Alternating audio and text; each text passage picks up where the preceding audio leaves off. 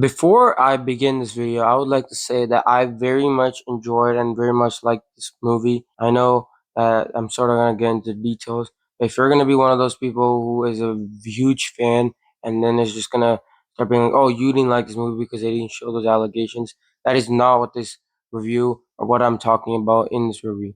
It's not one of those things where I'm going to say that, oh, they didn't show the allegation that this movie is bad. That is not what I'm talking about. If you guys have any of that stuff and you're gonna start commenting that this person doesn't understand anything, doesn't understand anything about Michael, and you can just get out because that's literally what not this video is about. But anyways, so last week I went to watch Michael with my family. And I'm gonna be honest, I had no interest in watching a biopic. Biopics are the thing that I really, really are very much hit and miss because a lot of them are sort of spark note versions of life. You don't know what spark note is. It's basically that if you have a book, sometimes you don't want to read the book. And so what would people do in school is that on internet, Sparks Note will give you like the basic summary of the chapters. The thing is, it doesn't give you the proper details and insights from actually reading the book. It just gives you the basic overlay. And that's what they sort of do in these movies sort of spend their time really not actually, showing the process of a character's or sorry, the real person's actual stuff that they did. Bohemian Rhapsody. To involve them a little bit more. Let's start with this. Stamp to this beat. Genius. Thank you, John. Come on. Good. Now, I want you to clap on the third beat.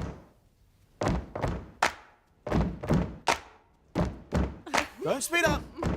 Rog, keep that time. Sits there and comes up with a song. It's so annoying because it's so unrealistic. But anyways, there's so many other. Patrick H. Williams made a great video on this. If you haven't seen it, go watch that.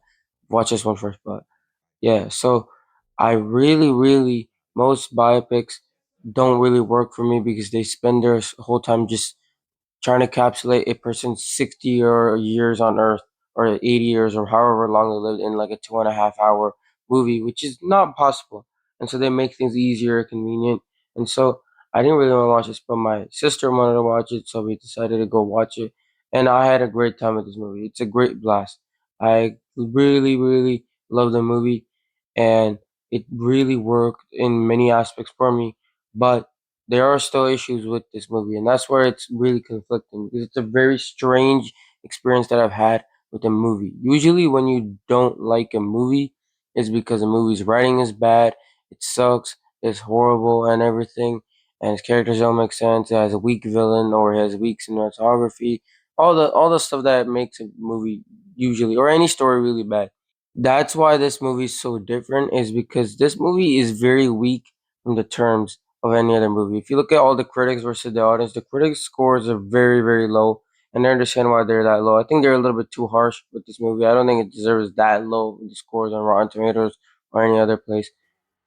But I am conflicted because this movie has its flaws. It very much, tries to encapsulate the first half of Michael Jackson's career into a movie, and it does a very good job in the fact that it sort of establishes Michael, his family, especially his father, and that whole abusive relationship very well. I think Coleman Domingo does a great job of doing that. I think Jafar Jackson is incredible in this movie. I think no one else could play Michael Jackson. The prosthetics are great, but also his hard work and the dance sequences and the way he's trying to imitate Michael from the singing to everything. He does a very great, good job making believable. Obviously, you're not going to be 100% the person, but he does a very good job that I can believe he's Michael. I don't think anyone else could have pulled it off. So he does a great job. But besides that, this movie has its flaws. I think it ends very abruptly. I don't want to really spoil if you haven't seen the movie, but it ends very abruptly in the moment. And I know that they had to change the third act and everything, and that's not reason why I think it ends abruptly. It just ends with the performance, and then the screen. His story will continue. Maybe they could have found a little bit better way to end it, even with a revised ending. But it still does a very good job. It's still a great watch. You still see a lot of Michael's conflicts with his family, him trying to balance his time with the Jackson Five and his solo career. We see the impact and the craze he has. But the problem is that the movie shows all this and really does a very solid job of giving us a basic understanding of Michael Jackson's influence. I don't know him as Mike, so I can't call him Mike, but Michael Jackson's influence on the world and really his music. And I really also love the montage of when he's making Thriller or he's working with Quincy Jones and you see him actual working, him in the studio learning. I kind of really like that because, it shows that there's more than, just that stupid fucking Bohemian Rhapsody scene. They do a great job with that sort of, you know, very, very well put together way of showing this. B- But there are still issues with this movie. I think this movie sort of sidelines his brothers. And I know it's about Michael Jackson and he was the most successful once in a generation talent. But I wish they could have had a lot more lines, a little bit more personality, his relationship deeper with them because a lot of Michael's conflicts in this movie is with him trying to make his own way in life, but at the same time his family and how that is a priority to him. So I would have loved to see a little bit more of that. And I would have loved to see more of the creation process as someone that really likes to understand. So how did Michael Jackson come up with Thriller, this idea, the concept of the music video, really behind it?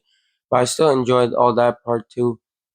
I think the movie could have been another 30 minutes long. It's like 2 hours and 5 minutes. It could have been like 30 minutes long. I know that to change it, they could have added a lot more details. But I also really liked how they showed his kind nature and everything.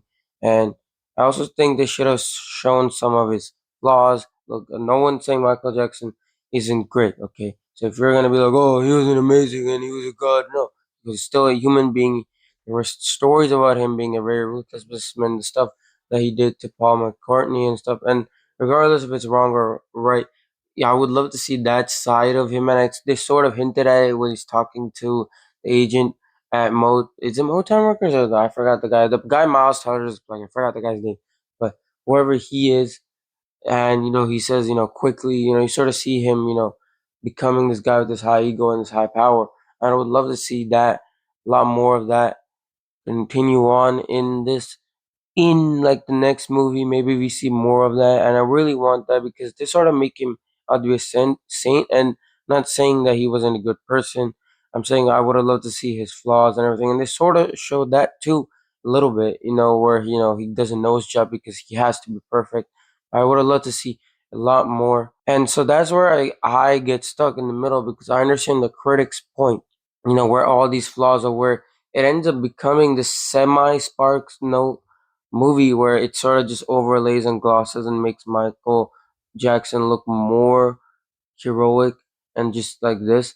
But at the same time, I still love the movie. I still like the movie. I enjoyed it partly because of the soundtrack. I mean, Michael Jackson's songs are so iconic and so good. Like, there's no doubt about the fact that he is an incredible musician and once in a generation talent.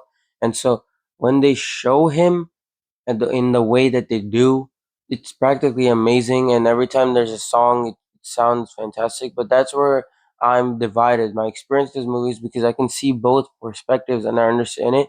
And that's where I think this movie really works because it doesn't go down the whole Bohemian Rhapsody, you know, angle, but it doesn't go down the completely obscure biopic of that just focuses on one part of their life, which isn't bad. But rather, sort of takes both and combines it, where it sort of shows a lot of his life, but at the same time tries to show detail. And I think that's sort of the best route for this movie to go.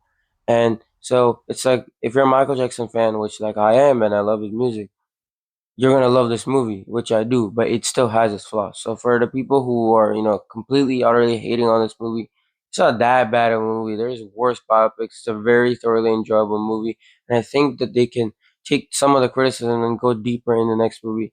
And the movie could be half an hour longer. Movies can be 2.5 hours, and that's not that bad. You know, but it does a great job in that, and I think they can continue more in Michael 2 that they're gonna make, and I hope they do.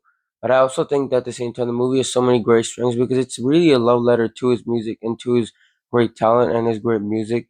And we see the struggles he goes through, his impact, and I think that's more important. And I think it does a great job of establishing that. Also, the whole allegations thing. I think that in the second part they should do it not just to show defame him or this, but it was a big part of his life. Like it's a big part of his legacy. If you're gonna make a movie on him, there's you cannot avoid that part and just destroy that part of his life. Not because, oh, I support and I agree that the allegations are true or not. That's really not what this is about. It's that it's part of this person's life. It's like you make a movie in Oppenheimer, but you don't talk about the atomic bomb. Like that's really big part of his this. And Michael Jackson's music and everything is really that establishes him to the core. But that sort of put a stain on him, and it doesn't matter if it's true or not. But I would love to see a movie where these allegations come out, and how does that impact him? This is someone who didn't have a childhood, didn't really grow up like a normal kid, and that's what he's trying to run after every single time. And so now people look at him and think of him as like a, I don't know if I can say on YouTube, but everybody does.